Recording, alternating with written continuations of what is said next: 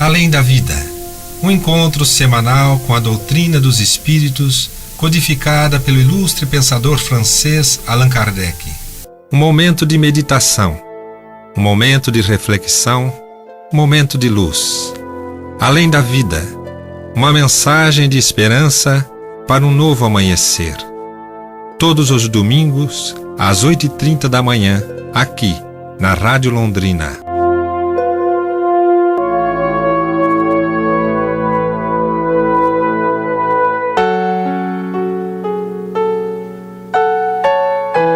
Bom dia, amigos do programa Além da Vida, ouvintes da Rádio Londrina, que nos acompanham há tantos anos e todos os domingos, das 8h30 às 9h30, através desse programa maravilhoso que nos traz informações, orientações e esclarecimentos.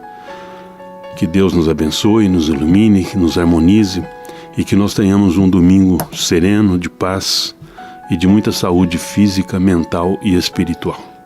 Que Jesus continue sempre a nos abençoar. Vamos iniciar o programa de hoje, o Cláudio e eu, Gilberto, fazendo a abertura com o Momento Espírita, com a mensagem da Federação. A melhor idade do amor.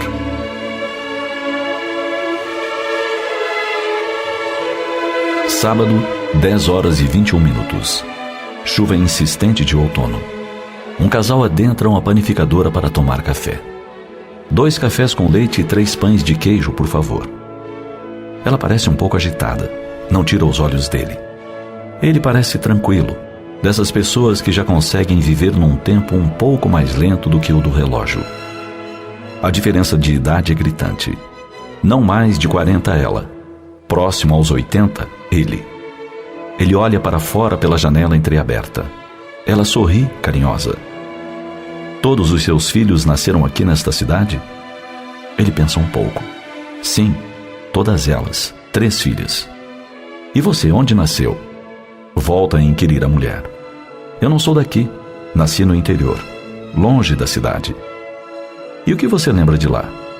Ah, muitas coisas, responde ele com leve sorriso. Então silencia. Parece fazer algum esforço para recordar de algo especial, mas logo desiste. Volta a olhar para fora, procurando a chuva fina. Sabe, acho que tive uma vida feliz. Ela permanece interessada. Um interesse de primeiro encontro. Observa os cabelos brancos dele, a tez um pouco castigada, os olhos azuis. Respira fundo. Alguém poderia dizer que é o respirar de quem está apaixonado. Você só casou uma vez? Pergunta ela com certo embaraço na voz. Sim, Teresa, mãe de minhas meninas. Que Deus a tenha. Ela fica um pouco emocionada e constrangida repentinamente. Esboça um sorriso para disfarçar. Olha para a mesa, ainda resta um pão. Pode comer, já estou satisfeita. Almoçamos juntos amanhã? Pergunta ele, ansioso por ouvir um sim. Sim, claro que sim. É dia de almoçarmos juntos. Você sabe que gosto muito de estar com você, de ouvir suas histórias. Estou um pouco esquecido hoje, eu acho. Contei pouco.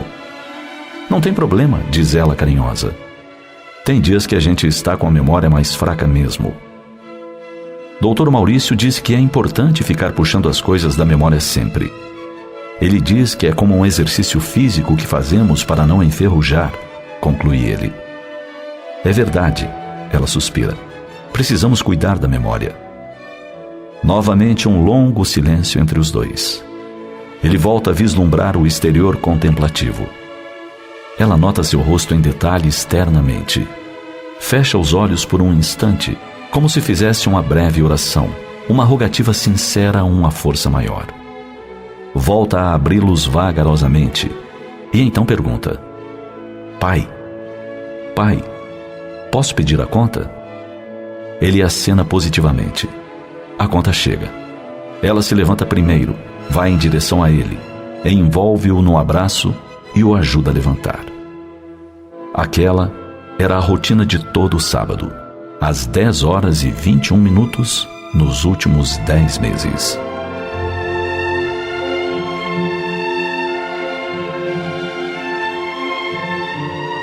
Foram nossos genitores que nos proporcionaram um corpo, abençoado instrumento de trabalho para o nosso progresso, bem como um lar. Pensando em tudo isso, louve aos seus pais. Cuide deles, agora quando estão velhos, alquebrados, frágeis ou doentes. Faça o possível para não os atirar nos tristes quartinhos dos fundos da casa, aonde ninguém vai. Não se furte a alegria de apresentá-los aos seus amigos e às suas visitas. Ouça o que eles tenham a dizer. Quando estejam em condições para isso, leve-os para as refeições à mesa com você. Retribua assim uma parcela pequena do muito recebido por seus genitores anos atrás.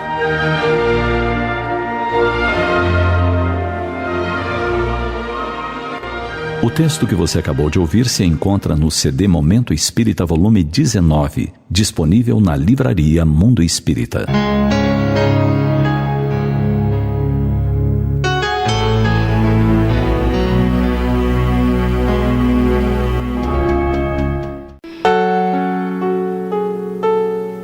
O nosso bom dia também a todos os ouvintes. Que tenhamos um domingo de paz e de alegria ao coração. A lição de hoje fala sobre o amor. Então nós abrimos aqui no capítulo 20 do Evangelho segundo o Espiritismo, Missão dos Espíritas. Não ouvis que já fermenta a tempestade que deve dominar o velho mundo e traga no nada a soma das iniquidades terrestres? Bendizei o Senhor, vós que haveis posto nossa fé em sua soberana justiça, e que novos apóstolos da crença, revelada pelas vozes proféticas superiores, e de pregar o dogma novo da reencarnação e da elevação dos espíritos, segundo tenham bem ou mal cumprido suas missões e suportado suas provas terrestres. Não vos amedronteis, as línguas de fogo estão sobre as vossas cabeças. Ó verdadeiros adeptos do Espiritismo, sois os eleitos de Deus. Ide e pregai a palavra divina. A hora é chegada em que deveis sacrificar a sua propagação aos vossos hábitos, os vossos trabalhos, as vossas ocupações fúteis. Ide e pregai. Os espíritos do alto estão convosco. Certamente falareis a pessoas que não quererão escutar a voz de Deus, porque essa voz as chama sem cessar a abnegação. Pregareis o desinteresse aos ávaros, a abstinência aos dissolutos, a mansuetude aos tiranos domésticos como aos déspotas. Palavras perdidas, eu o sei, mas que importa? É preciso regar com os vossos suores o terreno que deveis semear, porque ele não frutificará e não produzirá senão sobre os esforços reiterados da enxada e da charrua evangélicas. Ide e pregai. A mensagem nos fala, né, Cláudio, claramente, de que ide e pregai. Ide e pregai com seriedade, com serenidade, com compreensão e entendimento. O Evangelho, do começo ao fim do Evangelho, ele fala única e simplesmente sobre o amor. O amor fraterno, o amor integral, o amor incondicional. Esse amor que nós estamos começando a aprender.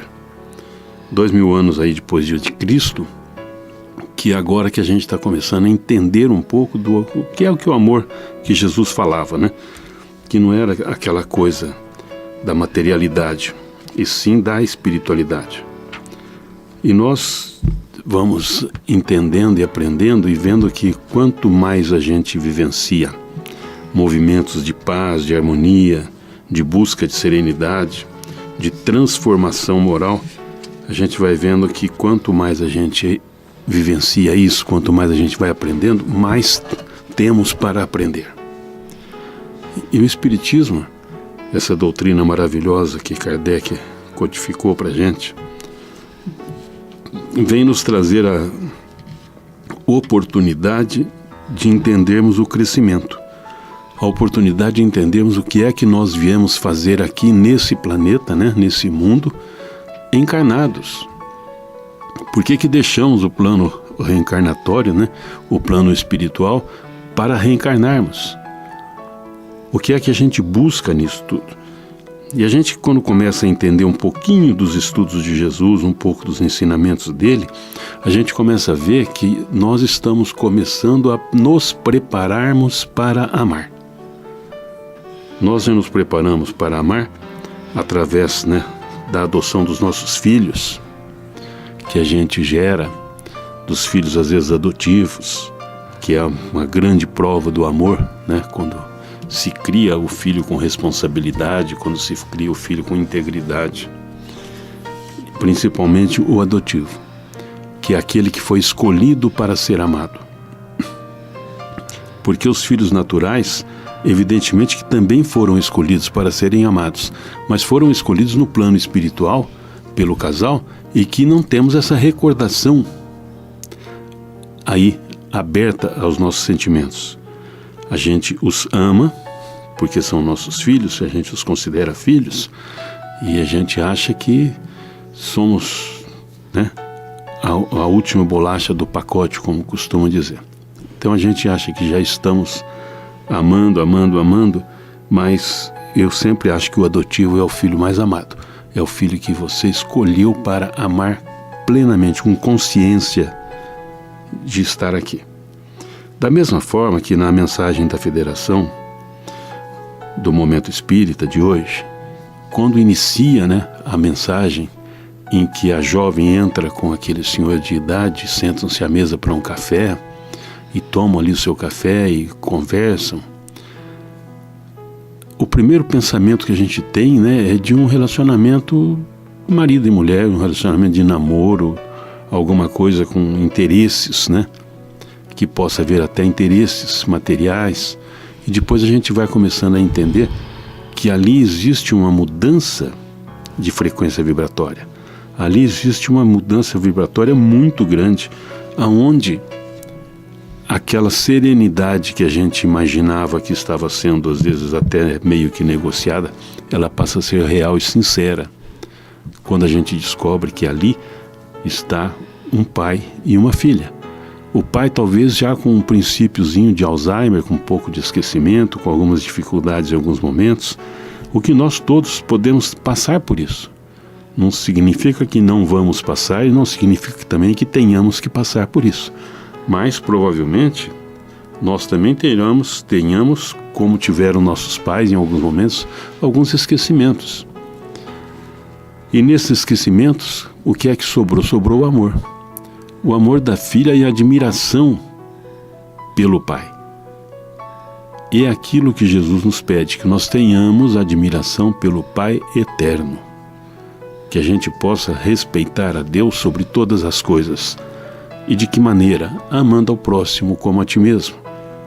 Esse é o segundo mandamento. E o que cabe a nós, né, fazermos nesse momento? O que é que cabe a nós tentarmos construir e reconstruir e modificar no nosso princípio, né, de vivências? Quando a gente vê aquela jovem com o Senhor conversando, buscar algumas coisas da sua memória, e aquele abraço fraterno que ela dá nele, aquele é um momento em que a gente tem que pensar muito, porque todos nós um dia que se conseguirmos chegar à velhice, né, se chegarmos até lá, porque hoje a gente se considera jovem ainda, né, Cláudio? Nós aí com 70, quase 80 anos ainda achamos que ainda somos jovens. Mas quando a gente vê esses sentimentos aflorados, a gente vê a grandiosidade que Jesus entendia na plenitude do entendimento do amor. Quando ele nos falava de amor, quando ele nos trouxe essa palavra amor, né, pleno, um amor incondicional, uma coisa natural da vida, e que a gente era talvez cegos, né? A gente não enxergava, não via, os nossos costumes eram outros, ainda éramos bárbaros e ainda às vezes continuamos bárbaros até hoje. Em muitas coisas nós ainda não evoluímos. Mas na descoberta do amor é algo que é muito emocionante quando a gente começa a perceber que a gente está tendo tendências de modificação, de transformação, de compreensão e de aceitação do relacionamento pai, filho, marido, mulher, irmãos, companheiros, amigos, companheiros de trabalho, companheiros de caminhada. A gente começa a ver que existe uma afinidade maior e que não são batidas assim como se fossem todas elas iguais. Não. Para cada um, em a cada momento, em a cada situação, o sentimento está maior ou menor. E a gente começa a aprender então que esse amor, ele pode ser um amor que está vindo de outras experiências reencarnatórias. Pode ser um momento reencarnatório em que a gente está vivenciando aqui, sem percebermos, sem nos lembrarmos, mas em que a gente está se reencontrando para aprender a amar, né, Cláudio? O que me chamou a atenção nessa mensagem da abertura, eu acabei ficando emocionado, porque a gente faz uma retrospectiva do tempo da gente, do período da gente. E esse caso que foi relatado na abertura, nós temos lá onde eu moro, uma vizinha, ela está na mesma situação desse senhor na história. E o que eu aprendi ali, porque a gente às vezes passa desapercebido de determinadas situações. Ali, esse senhor já estava perdendo a memória, talvez o início de Alzheimer. E o que ela fazia? Todo sábado, no mesmo horário, ela pegava esse senhor e saía e iam tomar um lanche num determinado local que ele estava acostumado. E ela, ao caminhar, ia perguntando para ele se ele era casado, se ele era daquela cidade, se ele tinha filhos. E ele dizia assim: não, eu tenho três filhas. E ela falou: o senhor nasceu nessa cidade? Ele falou: não sou dessa cidade, eu sou de uma outra cidade. E aí, aquilo que eles estavam acostumados, né? Ela buscando na memória dele lembranças do passado. Fizeram lá a refeição que tinha que fazer, no mesmo horário de todo final de semana. E depois que ele fez o lanche e foi relembrando coisas do passado, não lembrava nada do presente. Ela diz assim: pai, posso fechar a conta? Ele diz: pode. Ela foi lá, acertou, né? E voltaram para casa. Aí ela diz assim para ele: podemos fazer esse passeio sábado que vem? Aí ele diz para ela: eu gostaria, porque eu gosto muito de você. E aquilo me calou profundamente, porque ele nem lembrava que ela era filha. E a gente que já vai ficando com idade, você fica pensando: será que eu terei que passar por isso daí, de não lembrar e ter um coração, porque aí é o sentimento de amor puro dessa filha em relação ao pai. Porque a palavra amor, se a gente pensar, eu pensar na minha juventude, estava ligado à parte da materialidade, né? Nada de sentimento. Porque no Evangelho diz o seguinte: amar a Deus sobre todas as coisas e ao próximo como a si mesmo. A gente faz isso? Muito pouco, se a gente fizer uma retrospectiva, né? Então, pegando essa história desse personagem, dessa moça com o pai, lá no prédio tem uma senhora que está na mesma situação. Só que a tolerância da neta e da própria filha já não suporta mais. Às vezes você escuta gritos de falar assim: por que você não morre? E me veio tudo isso daí na lembrança. Você vê, se a gente dá a oportunidade de a pessoa lembrar do passado, e a gente se torna uma criatura atenciosa, porque a pessoa está lembrando daquilo que está na memória afetiva, né? O presente para esse tipo de doença fica muito distante, né? E eu tive a curiosidade a gente consulta o dicionário sempre nas palavras mais difíceis. E eu abri lá e falei, o que diz sobre a expressão amor, né? Eu anotei 5 coisinhas aqui, bem simples. Diz assim, o que a palavra amor significa, né? Um dos itens é assim: sentimento de afeição, dedicação e devoção. Um outro sentimento que leva a desejar o bem de alguém. Ligação afetiva com outra pessoa. Grande dedicação ou cuidado. O bem que se tem por outra pessoa. Amor a Deus. Às vezes esses atos a gente faz involuntariamente, mas a gente faz no sentido assim de caridade, de você às vezes auxiliar uma criatura no momento de dificuldade, quando chega perto de você, conta o que está passando. Às vezes até uma pessoa que faz parte da sua família, não como parente, nada disso. Às vezes uma pessoa que vem prestar o serviço na sua casa uma vez por semana, e você vai tendo a liberdade, né? E sabendo do dia a dia da pessoa. E quando você vê que a pessoa realmente está numa situação de dificuldade, né? Porque chega um determinado momento que a pessoa vai relatando as suas dificuldades. E você estende a mão, não importa do que. O agradecimento dessa criatura, a primeira reação que a criatura tem quando você auxilia, seja lá com palavras, não importa como, é vir o choro de saber que tem gente que ainda tem bom coração. E a gente usa isso daí, por aprender na doutrina espírita, como um ato de caridade. E aí vem o dicionário dizer para você, esse é um sentimento de amor. A gente não liga muito a palavra, a ação da gente do dia a dia.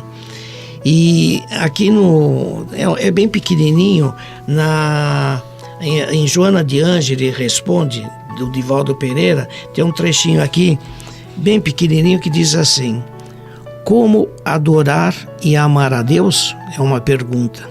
E a resposta é a seguinte: a maneira mais agradável de adorar a Deus é elevar o pensamento a Ele, através do culto ao bem e do amor ao próximo.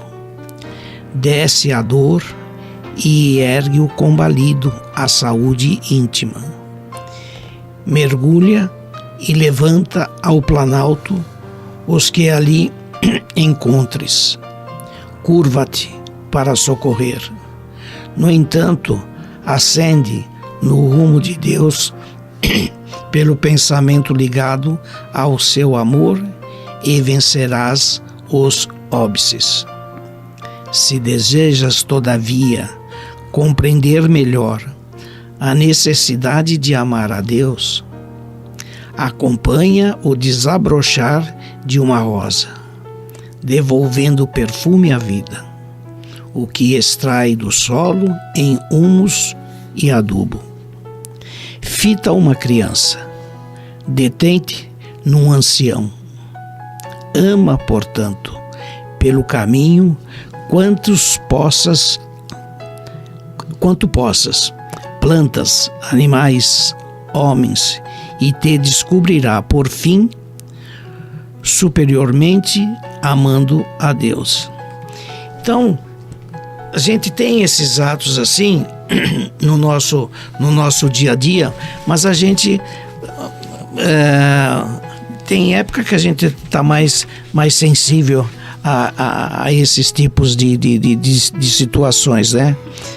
Mas aí diz, esse é um sentimento, é um ato de amor para com o próximo, né?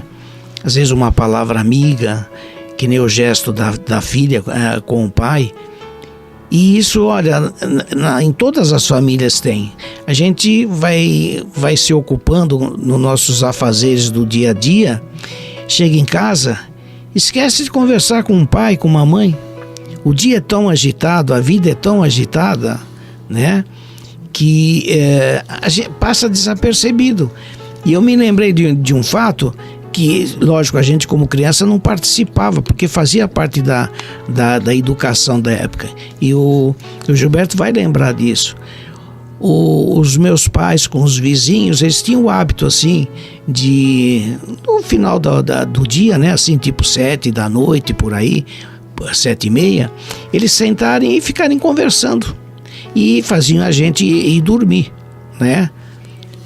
Então, a gente vê, era uma amizade que na realidade tinha uma ligação de amor, de respeito, de companheirismo, né?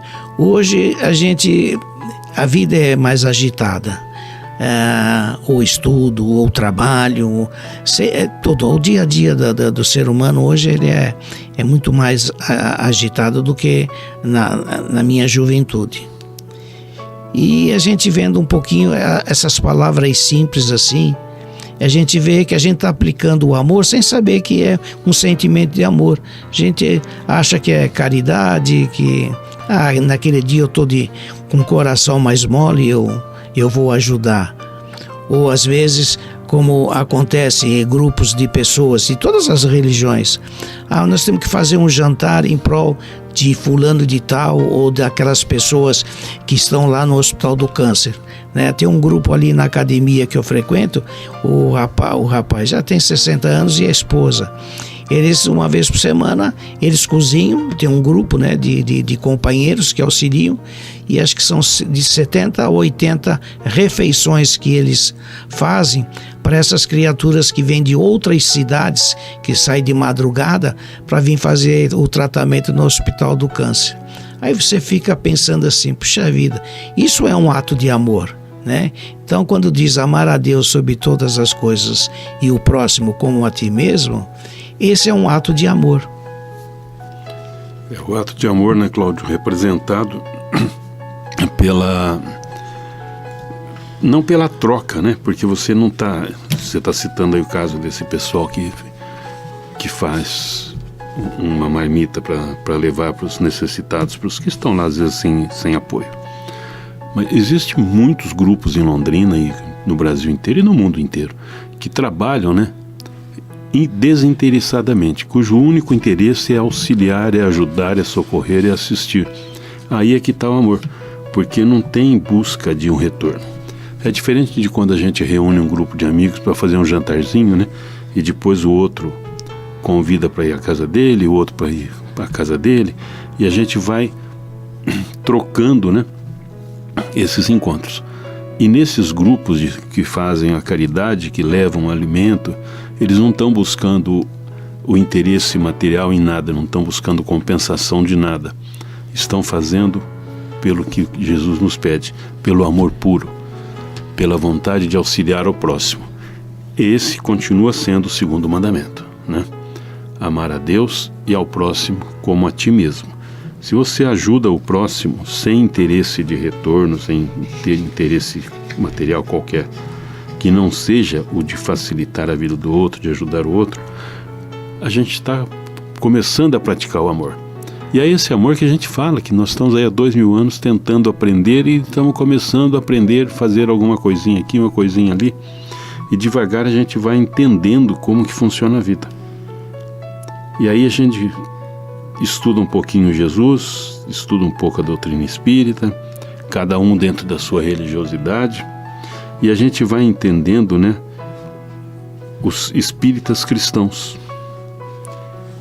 Quando se fala que são os eleitos, né, sois os eleitos, O eleito é todo aquele que se coloca à disposição do amor, da caridade, sem a intenção de ter benefício algum, apenas o prazer de auxiliar, o prazer de ajudar.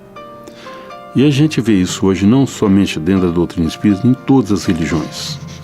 Todas as religiões têm seus grupos que participam, que trabalham, uns reúnem, levam alimento, outros levam roupa, levam material escolar para as crianças carentes e vão fazendo com que a vida do outro se torne um pouco menos difícil, com que a vida do outro vá ficando com melhores condições de sobrevivência.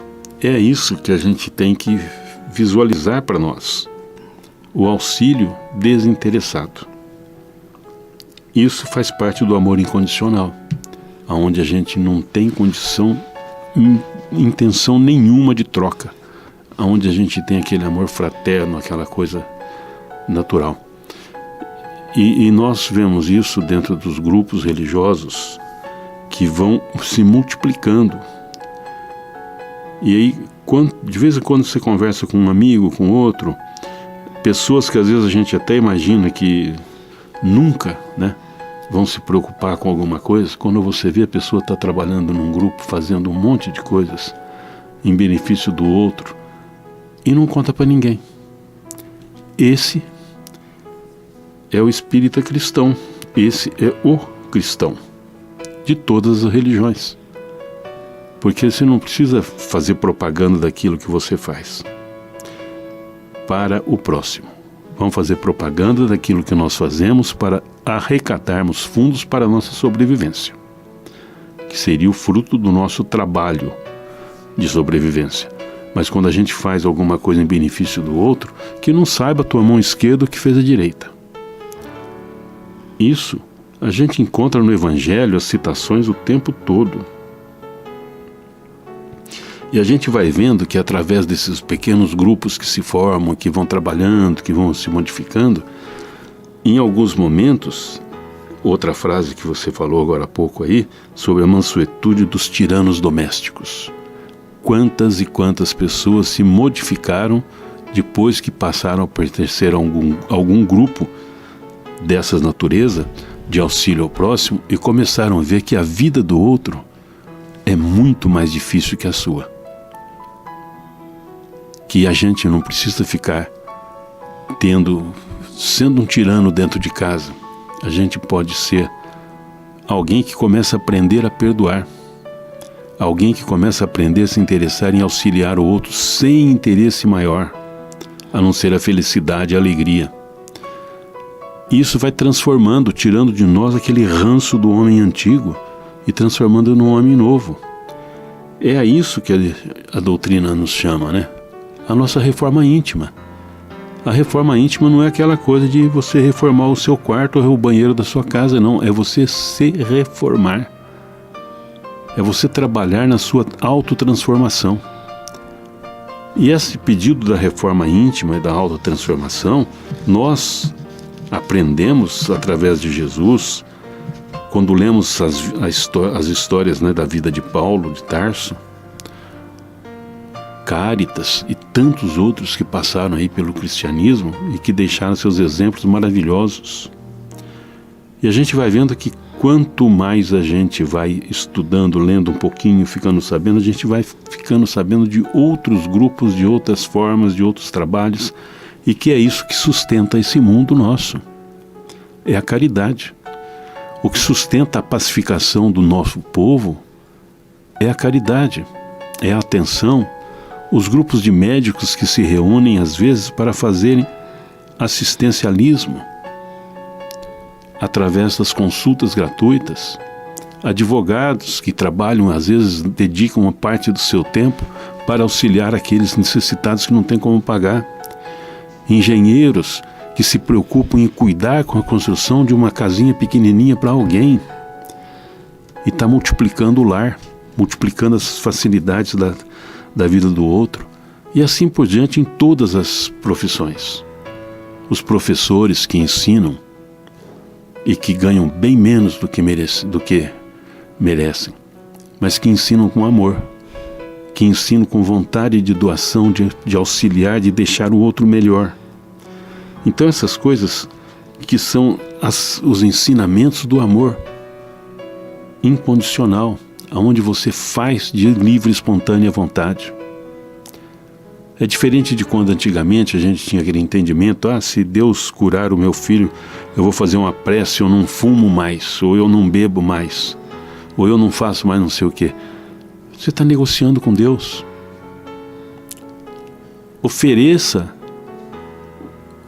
a sua dádiva, ofereça a sua doação sem negociar. Apenas ofereça pelo amor ao outro, pelo auxílio, pela benesses que o outro possa receber. Sinta-se bem quando o outro se melhora. Essas coisas que o amor faz com que a gente tenha obrigação de aprender e de reconstruir em nós um ser puro, porque nós nascemos simples e ignorantes. E Deus nos pede que nós nos tornemos espíritos evoluídos, desenvolvidos, mas continuemos simples. A gente não precisa querer o destaque social, coluna social, estar em primeiro lugar, não sei no que. Não. Façamos as coisas sem que o outro se preocupe. É só a gente lembrar de Madre Teresa de Calcutá, Irmã Dulce, aqui na Bahia, e de tantos espíritos, né? Nós, principalmente, que somos oriundos de Cambé, do Centro Espírita Allan Kardec, que aprendemos com o seu Hugo, que tivemos o prazer e o benefício de aprendermos algumas coisas com o seu Hugo, que nos ensinou a simplicidade. E por que eles ensinavam a simplicidade? Não era na lousa do quadro negro, não.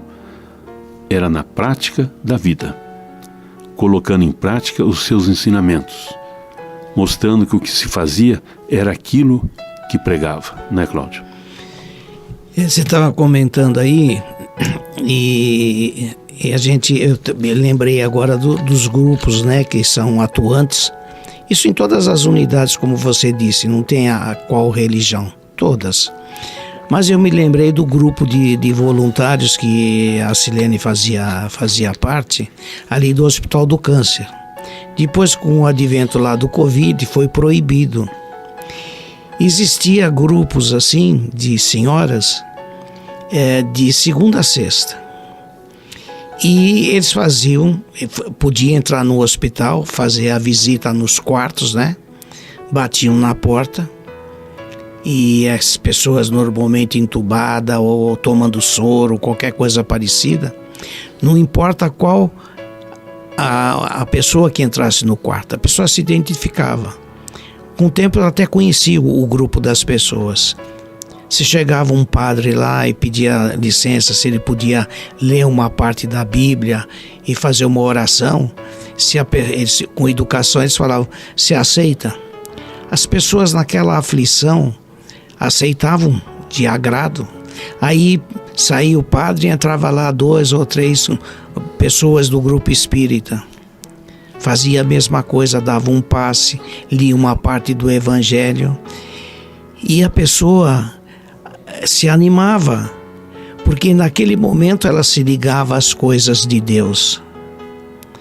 E essa vibração chega na criatura, porque o ambiente fica com muita luz, porque tanto o padre, o pastor, ou quem está na atividade da doutrina espírita, no estudo, ou no trabalho voluntário, chega na criatura, porque tudo é energia, e essas energias acalmavam muitas criaturas, né? Hoje você pega grupos e tem todo o segmento, mas eu vou pegar o exemplo de Cambé. No domingo, depois da palestrinha que tem lá, acho que são 3 grupos de 2 pessoas, ou 3 cada grupinho. Eles já têm umas famílias que eles visitam. Não é para levar mantimento, nada. Para levar uma palavra de esperança, de fé, né? E as pessoas ficam aguardando todo final de semana essas criaturas irem lá. Eles se sentem assim com energias renovadas, porque o grupo de sábado faz lá mais de 100 e poucas sacolas que o pessoal vai lá buscar. E o grupo se une, aí está realmente o sentimento de amor. E a gente nem sabe. A gente fala assim, estou fazendo um ato de caridade, aí eu tenho um tempinho, né? E eu às vezes comento com várias pessoas que estão com uma idade já dos seus 70 ou 80 anos, por que não faz dentro da sua unidade, seja qual for ela, essas visitas, né, de atendimento fraterno? Pessoas todas depressivas, doentes, né? E eles esquecem disso daí. Quer dizer, ela está fazendo um bem para ela, não para o outro. Porque é um ato de caridade, é um ato de amor, como diz no dicionário. Então tem muitas maneiras de a gente, no nosso dia a dia, ter um gesto carinhoso, de respeito. Logicamente que a gente tem que começar dentro de casa. Que não adianta fazer lá fora e depois em casa ser outro personagem. Isso existe muitas criaturas assim, né? E à medida que a gente vai vivenciando essa palavra de amor, principalmente, já comentamos aqui, e hoje o Gilberto é testemunho porque ele tem na família essas criaturas. O sentimento mais lindo que a gente possa desenvolver numa jornada de existência aqui na Terra é quando você chega a ser avô. Aí você sabe o que é amar. É totalmente diferente da esposa, do filho, é um sentimento bonito, né? Eu não sei explicar, é só quem tem e que convive que talvez tenha as palavras corretas para pôr para fora e explicar. É um sentimento que vem lá do fundo da alma, né? E isso a gente faz daquilo que o coração tem de melhor. E se um dia, quando a gente retornar, eles pelo menos lembrar de um dia ou outro, uma vez por mês ou toda semana, de fazer uma oração, né, em homenagem a gente vai receber do lado de lá, porque é feito com sentimento puro, né, que eles estão fazendo de coração, por amor àquela criatura. E assim é o nosso dia a dia, e nós temos que seguir adiante. Aquele dia que nós fizemos lá, 2 dias lá na Casa do Caminho, aquela feijoada, mas o que nós a alegria de estar junto no grupo, né, Gilberto? Uhum. E passamos lá o sábado e o domingo dando risada. Aquilo é um ato de amor, né, da convivência, né, porque você está trabalhando não por obrigação, você está trabalhando pelo prazer de servir. E esse prazer, né, Cláudio, você citou esse dia da feijoada, a gente reuniu lá na Casa do Caminho um grupo para fazermos uma feijoada beneficente para a Casa do Caminho. E no fim foram vendidos lá 1.000 ingressos, 300 e tantos ingressos para 3 pessoas. Então a alimentação foi feita para 1.000 pessoas. Quando a gente começou a fazer, né, Cláudia, a gente até tinha medo de não dar certo, porque era um volume muito grande. Mas à medida que foi andando, e aí um faz aqui, outro faz ali, todo mundo trabalha junto, e vamos construindo uma unidade, que é o que Jesus nos pede que nós façamos, né? Que a gente aprenda a andar juntos, que a gente aprenda a caminhar juntos, e buscando o mesmo objetivo. Então, quando a gente tem um objetivo já pré-definido, as coisas ficam mais fáceis. E quando a gente está falando, né, de trabalho, de aprendizado, de mudança, de transformação, nós temos que nos lembrar sempre, né, da fé. Não é a fé apenas de dizer eu te amo, eu acredito em Deus, mas a fé que tem nas sementes que a gente planta. Imagina qualquer semente, uma semente de um feijão ou a semente de um abacate, independente do tamanho da semente, todas elas, quando germinam, elas estão escondidas abaixo da terra. elas não são visíveis. E elas fazem o trabalho principal, que é o trabalho de enraizamento, para que possa surgir o caule. Então aquele trabalho silencioso, em que ninguém está vendo que você está trabalhando, e que a semente vai germinar e vai deixar suas energias ali e vai fazer com que possa crescer anonimamente.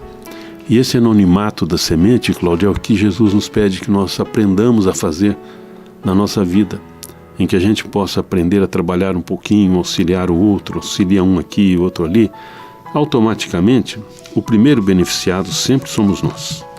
Sempre que a gente faz alguma coisa para o próximo, quem está ganhando primeiro somos nós. Quando a gente falamos alguma coisa para alguém, o primeiro a ouvir somos nós. Então, cabe-nos, como espíritos cristãos, não falarmos de Jesus, mas sim pormos em prática os ensinamentos de Jesus, que é o que Ele quer que a gente faça. Essa autotransformação que nós temos que fazer e construir em nós um novo ser. Então, quando a gente fala na transformação, né, que a gente precisa ser um novo ser, que a gente tem que crescer, que tem que evoluir, nós não estamos falando de materialidade, nós estamos falando de desenvolvimento do amor que Jesus implantou em nós, que Ele colocou à nossa disposição para que nós pudéssemos aprender um pouquinho mais. Então a gente vai lentamente aprendendo. Nessa encarnação, eu acho que nós já evoluímos bastante. Só pelo fato de a gente já tomar consciência que nós precisamos começar a nos modificarmos. Numa próxima encarnação a gente já vai vir com isso enraizado em nós e já dispostos a nos melhorarmos com muito mais velocidade. Pelo menos é isso que eu acredito, Cláudio, que a gente esteja fazendo conosco mesmo. Não, e eu acredito também, quer dizer, é o esforço de cada um individual. Porque à medida que o tempo vai passando, a gente vai vendo a vida de uma outra maneira. E quando a gente tem a consciência de que somos espíritos eternos e que nós estamos aqui meramente de passagem, né, por um período relativamente curto, pela eternidade.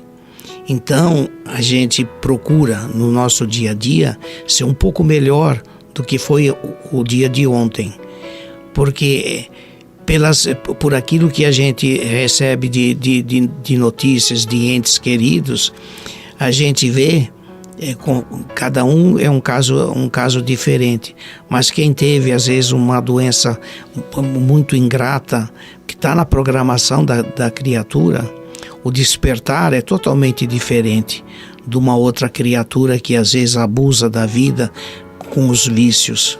O despertar é muito mais doloroso, né? Então a gente tem que refletir da palavra desse domingo, né? Da abertura, do ensinamento dessa filha em relação ao pai, da oportunidade de ele pôr para fora todas as lembranças que ele tem, nem que for repetido várias vezes durante a existência dele. Esse é o compromisso que a gente tem. Então fica o nosso abraço a todos vocês, ouvintes, e um excelente domingo pela frente.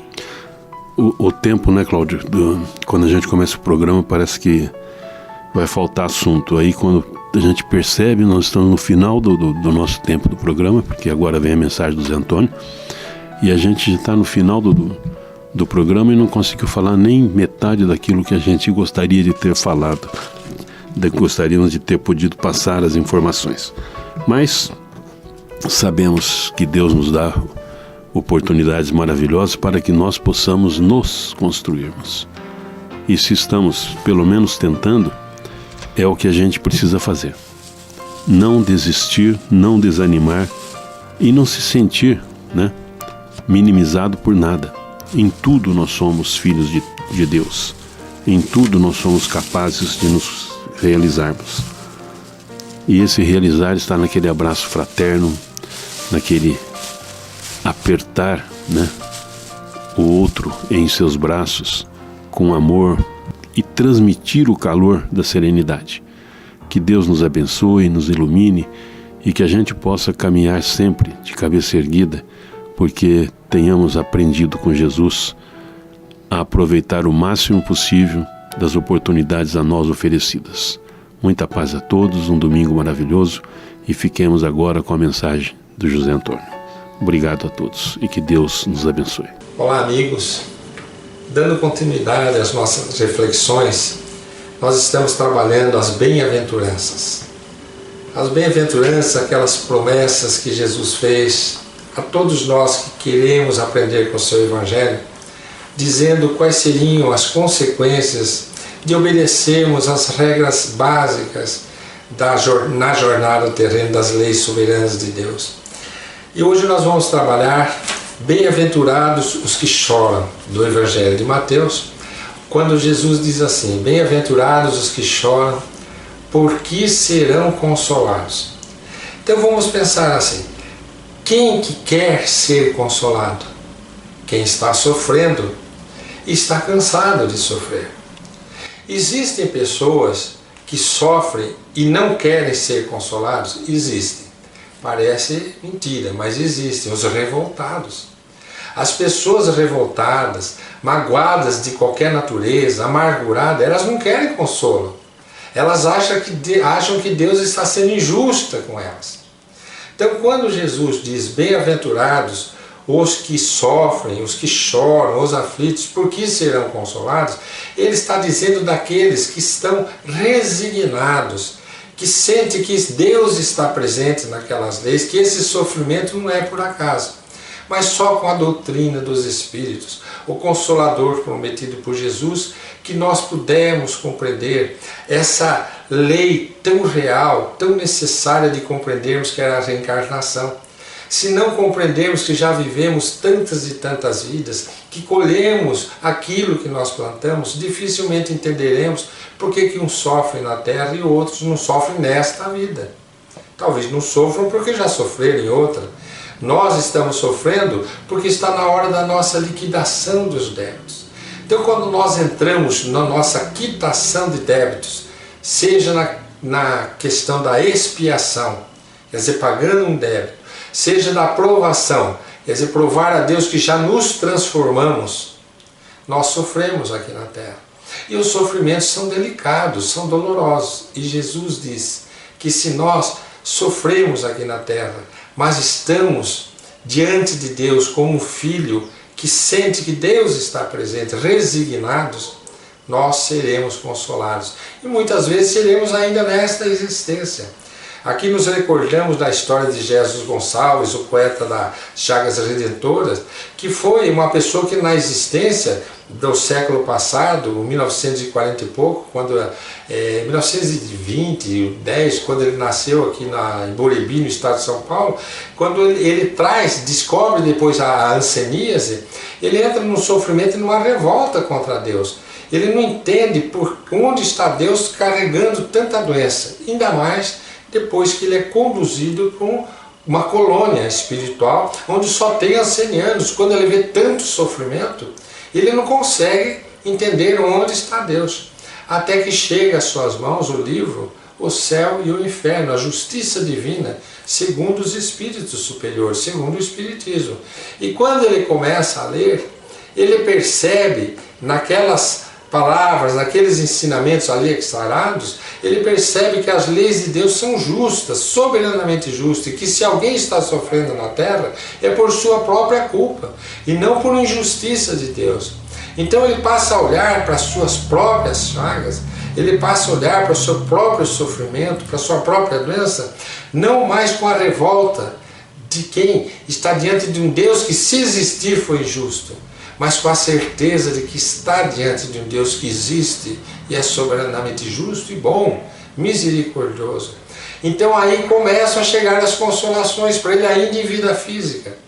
Ele começa a se relacionar com as pessoas do movimento espírita, escrever para Chico Xavier, trocar correspondências com Chico, faz uma grande amizade com Chico, porque naquela época ninguém podia visitar os hospitais colônias de ancenianos, então era só através de cartas. Faz uma amizade grande com Chico, de maneira que um dia, quando ele desencarna, ele aparece para Chico Xavier já um espírito nimbado de luz. Chico descreve Jesus Gonçalves numa noite de terça-feira na cidade de Pedro Leopoldo. Ele está acompanhado de 2 pessoas, Chico mais 2 pessoas. Veja que era uma época em que Chico ainda não era muito conhecido, e tinha 30 e poucos anos de idade. Ele diz que entra diante dele um espírito iluminado, um espírito irradiando luz, principalmente em certas partes do corpo, no nariz e em uma das pernas. Era a região onde a hanseníase mais tinha destruído o seu corpo físico.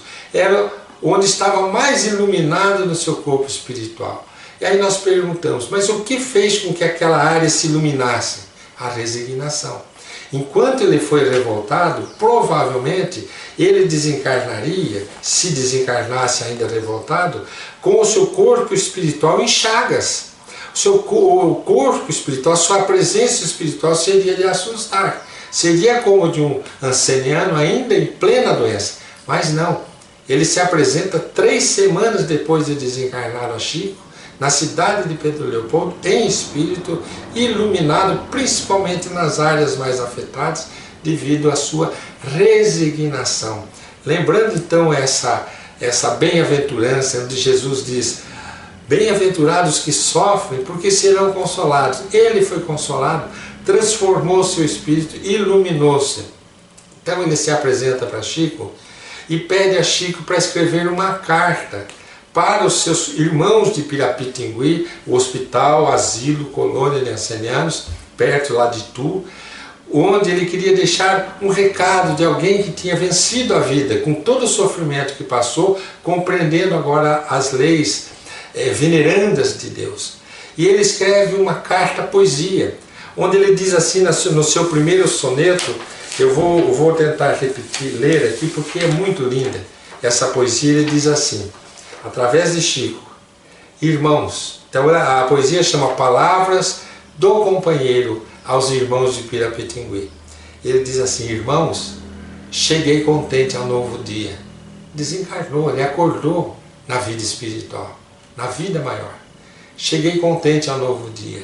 E ainda em pleno assombro de estrangeiro, jubiloso saltei do meu veleiro, no porto da verdade e da harmonia.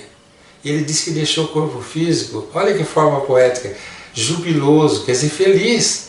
Veja como são ditosos, bem-aventurado, ele deixa como bem-aventurado o corpo físico e descreve isso poeticamente: jubiloso, eu deixei o meu veleiro, saltei do meu veleiro, quer dizer, deixei meu corpo físico.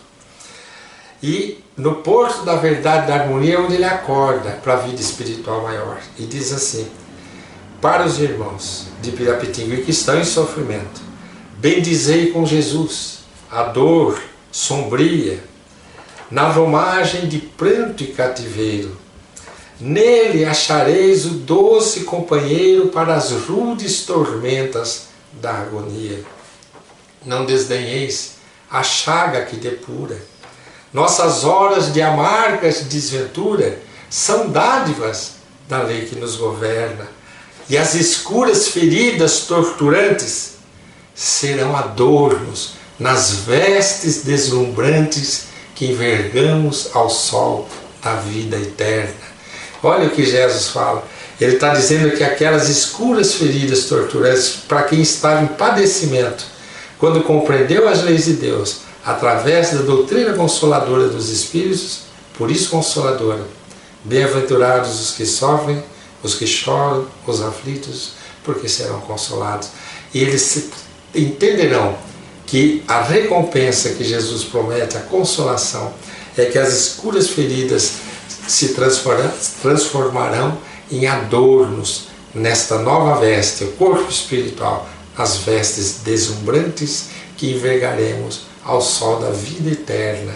E com essa primeiro soneto, são 2, Jesus deixa essa mensagem magnífica, falando dessa consolação que Jesus havia prometido nas bem-aventuranças, que é esse hino de amor, hino de contrato que Jesus faz, de amor, de bondade com os seus irmãos menores, que somos nós aqui na Terra. Grande abraço a todos.